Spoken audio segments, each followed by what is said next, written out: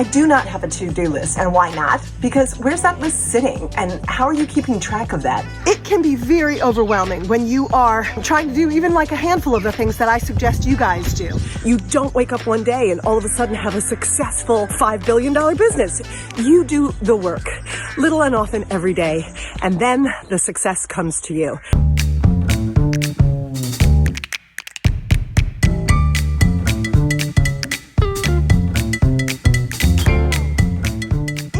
Very overwhelming when you are trying to do even like a handful of the things that I suggest you guys do. And the way that I get my arms around it is by block scheduling. So I have a morning block, I have a work 9 to 12 block, a lunch block, a work 1 to 4 block, and then a 4 to 5 wrap-up block, and then evening.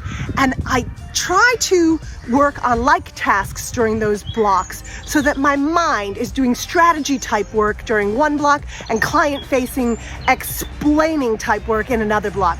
So if you can block all of the things that you are going to do each day, it helps you to understand what type of mindset and work you're going to be doing and to batch do it for more efficiency.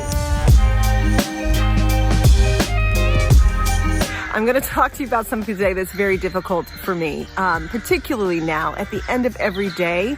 I almost don't know when the end is. Every day finishes and I think I have an entire other day's work that I could still be doing. So what I do try to do is give myself 1, 2, maybe 3 things that must be completed in each day. And I do the hardest one first in the morning as much as possible. Working with different time zones, sometimes I don't have that luxury, but I make sure that that number 1 thing on the list, at the very least, gets done before I walk away from my desk. Everything else is gravy, and congratulate yourself. This is one of the tricks that whenever I mention it, I get the most amount of gasps. And really? How do you do that? I do not have a to-do list. And why not? This is Finway, by the way, who would like to feature prominently. Why not? Because where's that list sitting? And how are you keeping track of that? Instead, when I know that there's something to do, I immediately go to my digital calendar, my Google Calendar, and I put it in. I pick a date, I pick a time, and I put it in. It's okay if later that date and time doesn't work. You can shift it, but my entire to-do list is in my calendar with alerts that go off and say in half an hour you have to do that proposal that you said you'd get. That's my top tip of the day.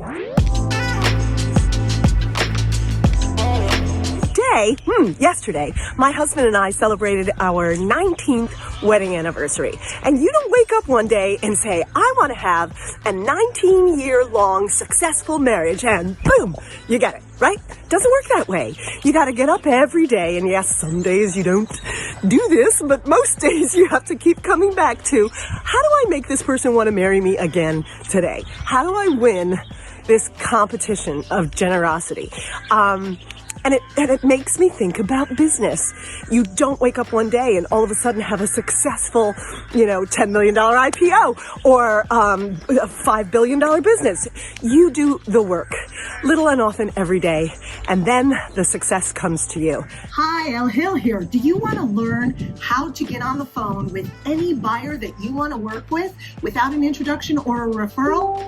Click to get them downloadable that we've made for you that you can start using right away and will be really useful for your business and growing your revenue.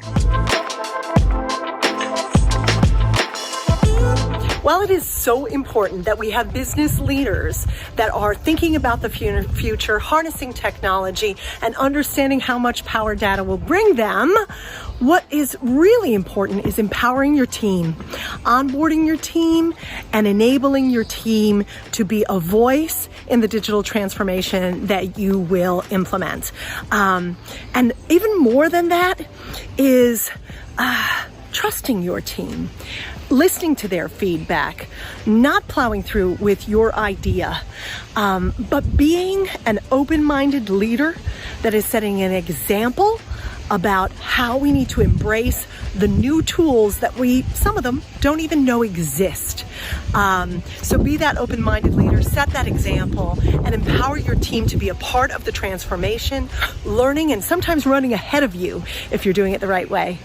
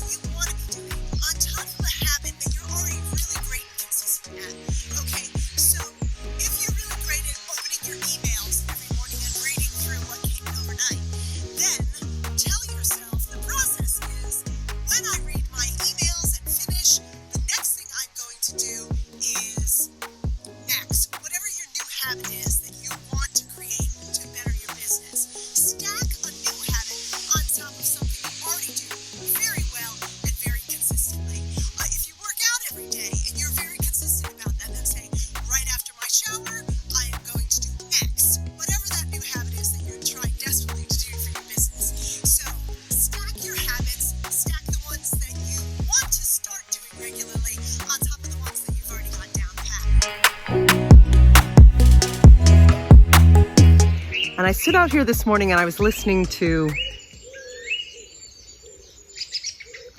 all of this. And I thought, it's much like your business.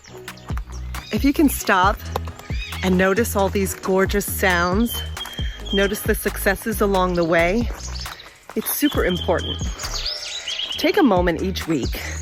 I tend to do this on a Friday. And look at the milestones that you've achieved.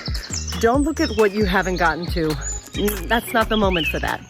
Look at the milestones that you've achieved. Look at the goals that you set and the smaller steps that you've broken them down into, and list them and celebrate them. We are constantly looking for what we should do, what we should do, what we should do. And I bet you thought I was going to talk to you today about what you ought to do. But instead, I'm listening to this.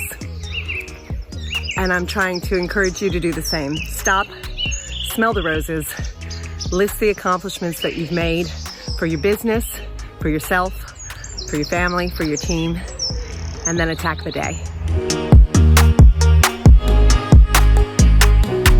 And today I'm talking about that book, Atomic Habits, again, because most of us know what we need to do in our business in order to make it successful.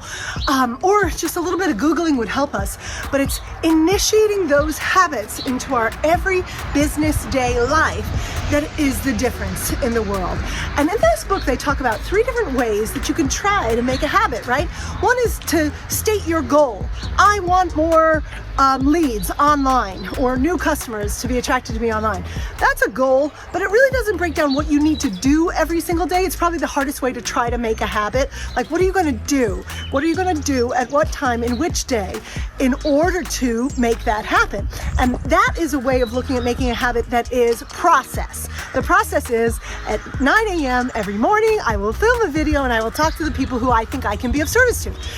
That is a process way of making a habit. Now, the third way is the most effective way, and I love the way he frames this, is a mindset and an identity way. So I am someone who wakes up every day and makes a video for you guys to hear and feedback from that will add value to you.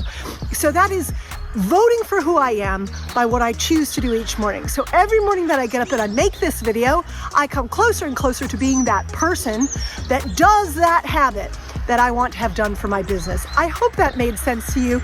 Read the book Atomic Habits. That's where I read it, and it made a lot of sense to me. Picking your goals can help motivate you. Picking how you're going to do your goals is going to help you even more. But picking who you are and what type of person you are by what you choose to do when you wake up and at a particular time every day, your identity is going to help frame what you do every day more than anything else. I'm here to tell you to do one thing. Just think of one thing that you haven't done, one idea that you've had to generate sales, to reach out to your existing client base, and do it today. Tomorrow, think about another thing, but today it might be getting your popover to say, remember you can book a virtual appointment, or today it might be making a list of your top 20% clients and reaching out to each of them today. Pick one thing and execute it. Tomorrow, you can pick another one.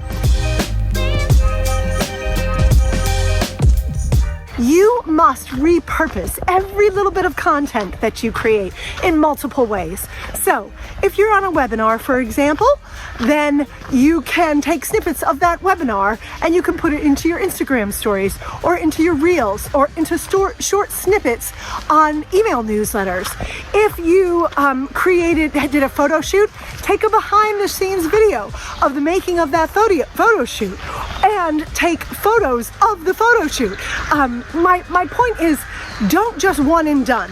Whatever you do, figure out a way to slice it and dice it and use it multiple times in your social media messaging and your online messaging and your email newsletters, because this is how you continue to share and get the full life and longevity out of the content that you create.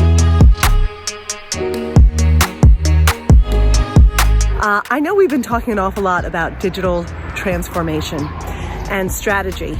But what I want to talk to you about is the fact that all of it is useless if you don't have the right people, the smart people, to take a look at that data and analyze it in the context of what you're trying to achieve. Anyone who knows me knows that I often say awesome people are awesome everywhere. And the people on your team that are going to wield the data, that are going to interpret it and going to make decisions about the tactics that they'll employ based on their learnings from good, well-organized data, those are what counts in the end of the day. And that's what you've got to keep your eyes open for. Those awesome people who are open-minded to learn another tool, a whole new gun, a whole new bow and arrow that we can use in our industry today. If you've got those people, you've got it made.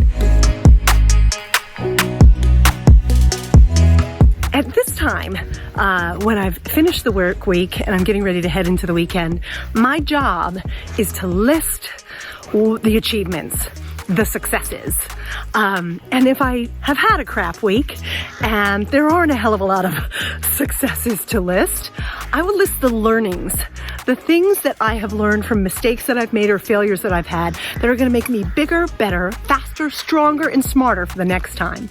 That's my job at this point in time, to get ready with that list and a lovely glass of wine and be sure that I am focusing on the part of the glass that is half full. If you like that video, you're going to love the next one. It's full of our expertise and tips on diamonds, gemstones, and jewelry, growing your top line revenue, and business strategy. Just click on the link, subscribe, and hit the bell button so that you'll be notified of our next videos, and give us a like. Bye for now.